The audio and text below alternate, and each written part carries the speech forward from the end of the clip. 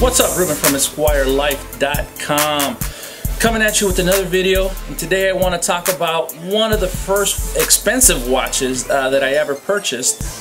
This was, I would say, about 11 years ago when I first got into watches. I mean, I've had many watches in the past, you know, the Seiko watches. I've had just cheap brand watches, but never knew in my mind that eventually I would have a passion for watches. And yeah, definitely I've had some fake watches before. I actually had a fake Tag Heuer, the Link one, but this was back when I was 23 years old. But anyway, hopefully I've grown out of that. But really quick, guys, what I want to talk about is I want to talk about my first real watch that I purchased about 11 years ago. And like I mentioned, this is, I believe this is the watch that started the trend, my mindset to go out there and just start, you know, learning more about watches, because of the fact that the way this watch was built, the way it was crafted, and, you know, obviously the reputation that the watch has. But the watch that I'm referring to is the Nixon 5130. Okay, as you see, I'm rocking it with my jacket right there. It is a 51 millimeter watch. This thing is huge. That's what she said. 10 years ago, I mean, obviously I wasn't at the level where I'm at now, so I actually spent $500 for this watch.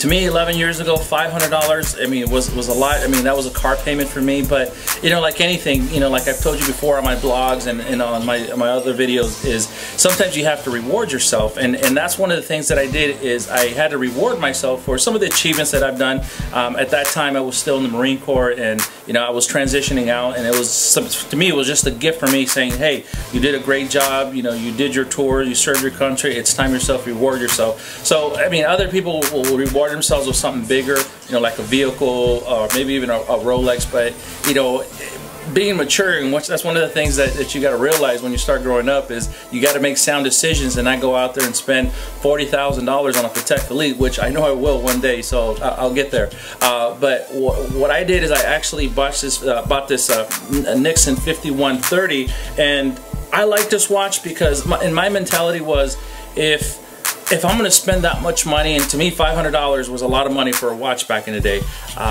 if I'm going to spend that much money, I definitely want something that was big. Okay, and as you see, the 51 millimeter watch, I mean, that thing was huge, or it is huge, it still is huge. And when I bought this watch, I mean, my whole thing was, I need to show this off because I spent a lot of money on it. I want the world to see it. And believe it or not, it did work. I mean, everybody would compliment me on the watch, and, you know, they'd never seen a watch this big, and it was always a conversation piece. And, you know, as anything, I mean, you like that attention. And I mean, I didn't just get it to show it off. I mean, just to pop this off really quick, I mean, it is built very, very well. You know, it is a surfing watch. It does have a high and low tide. Honestly, I've never once used that feature. I mean, I just liked it because look at the links in this bracelet. Look at the clasp. I mean, let me see if I can clasp it for you real quick. I mean, it's solid, and, you know, like I mentioned, this is why it's lasted 11 years. And I love this watch so much that what I did is I actually bought the Blackface. It's like, well, if I got so many compliments with my white face, I went ahead and got the Blackface Nixon 5130, and it's the same thing. The only difference is, obviously, one's a white face and one's a black face. So, you know, I now was able to interchange my watches, you know, having something, if I'm wearing the white, you know, kicks. You know, what was I wearing back in the day? Etnies. The Etnies. When I was rocking the Etnies and the DC shoes, I mean, definitely when I was rocking the white DCs, I was definitely rocking the white face. And then when I was rocking the black DCs and Etnies, what else did I have back in the day? Oh, like I was really into X Games and, you know, riding motocross and all that. So that's why I rock this. And believe it or not, I've taken these to the desert and beat the crap out of these, and they still work. So I love these watches. I mean, I don't know if I'm ever going to get rid of them. But it's something, you know, like I mentioned, you know, if you're looking to invest in something that's going to be, you know, it's going to last a long time, and you don't have to worry about beating it up. I mean, I'm definitely not going to take my Rolex Submariner to the desert, because I'm not going to enjoy myself. But these watches right here, I definitely beat the hell out of them. I mean, if you can probably look at them and zoom in, I mean, these have gouges and scratches, but as you see, I mean, I can actually use these to pop, you know. But it's a great watch. The 5130, I definitely would not wear it the way I'm dressed right now. Okay, as you see, I got my jacket on, long sleeve shirt. I mean, honestly, your watch says a lot about you. And you know, like I mentioned, I used to wear these 11 years ago, but as you see here, it doesn't compliment it, because to me, if I would not wear this to a job interview. I would not wear this when I was dressed up. As you see earlier, I was actually wearing my Rolex GMT because I just, you know, took it off to put this on. But you know, this is the type of watch that I would wear when I'm dressed like this. Something like this, maybe being casual, like I mentioned before. I used to take this to the desert. If I'm in shorts and, you know, rocking some tennis shoes, I definitely want to rock something like this. But for dress, I mean, definitely no. And believe it or not, I actually see people wearing these. I'm like, bro, really? And as you see, look, I had to unbutton my shirt. That's how big this watch is, because my button doesn't even go over it. Look at that. So definitely not a watch that you want to wear. As I started to progress, okay, I actually switched to the leather band ones. Okay, so I actually got the 5130 leather.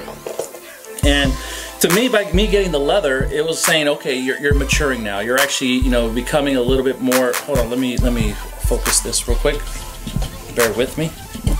There it is. Technical difficulties. So much technology, and we don't know how to use it. There we go. One more time. There we go. So as you see, I actually have the 5130 leather. And to me, it was just like, okay, I'm maturing now. I'm becoming more mature, I guess. And see, I was rocking the leather. So, but still, I mean, it's still too big. Nothing to rock with the way I'm dressed right now. And then also, I actually bought the, I think it's a gold face with the brown leather. But now I started, like I mentioned, I was rocking it with, you know, with my shoes. So now when I was wearing leather shoes, you know, black dress shoes, I would wear this watch. And obviously when I was wearing brown shoes, I was wearing this watch. But still not a dress watch. So obviously, you know, on your salary point, I don't know what you can afford. I mean, it's a great watch, but I don't know if these are still in style. I mean, because it's a 51 millimeter. I have no idea. The other day I went to Royal Maui again, and I actually tried on the 44 millimeter Yachtmaster 2. Oh my God, that thing was huge. That's what she said. But maybe that's the biggest I'll ever go again. But you know, now that I'm getting older, you know, obviously, you know, I'm in a career where, you know, I like to dress up. I definitely want to make sure that I'm rocking something a little bit small, a little more conservative, like you know, like this 41 millimeter GMT, or my 42 millimeter Submariner, other watches that I have. But thank you so much, guys, for watching my videos. I've noticed that I've been getting a lot of subscribers, so thank you so much, much appreciated. Please go on my website, esquirelife.com. I post there every week. I try to, you know, talk to you guys and let you know what's out there, some of my pet peeves and all that. But thank you so much, thank you so much, thank you so much for everything, and we'll talk to you soon. Peace.